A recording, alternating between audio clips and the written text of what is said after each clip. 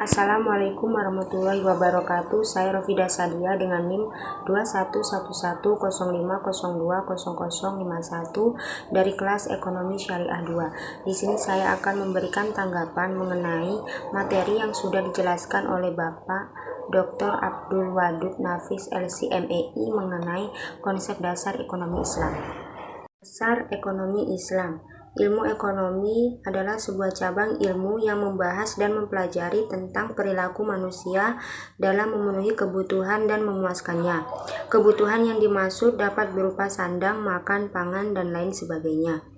Ekonomi Islam sendiri adalah sebuah cabang ilmu yang membahas dan mempelajari tentang perilaku manusia dalam memenuhi kebutuhan dan memuaskannya untuk mencapai falah atau kebahagiaan. Dalam ekonomi Islam ada dua jenis konsep ekonomi yang berkembang pesat di dunia, yaitu ekonomi kapitalis dari blok barat dan ekonomi sosialis dari blok timur. Perbedaan antara konsep ekonomi Islam dan konsep ekonomi kapitalis dan sosialis adalah sebagai berikut. 1. Ekonomi Islam bersumber dari Al-Quran, Sunnah, Ijma, dan Qiyas.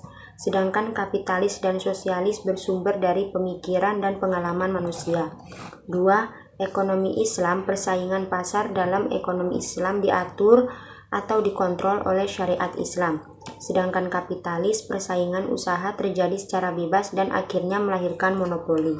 3 adalah ekonomi Islam, pengakuan kepemilikan individu dan umum terjadi secara nisbi. Sedangkan kapitalis, pengakuan kepemilikan individu dilakukan secara bebas. Sosialis, tidak ada kepemilikan individu karena semua alat produksi adalah milik umum. Yang keempat, ekonomi Islam kesejahteraan bersifat jasmani dan rohani.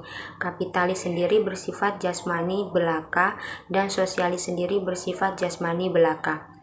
Sumber hukum ekonomi Islam yang pertama adalah Al-Quran, sumber hukum utama ajaran Islam. Yang kedua adalah As-Sunnah, sumber hukum kedua yang berasal dari sabda Nabi Muhammad SAW. Dan yang ketiga adalah Al-Ijma, kesepakatan ulama sampai mencapai tingkat mujtahid.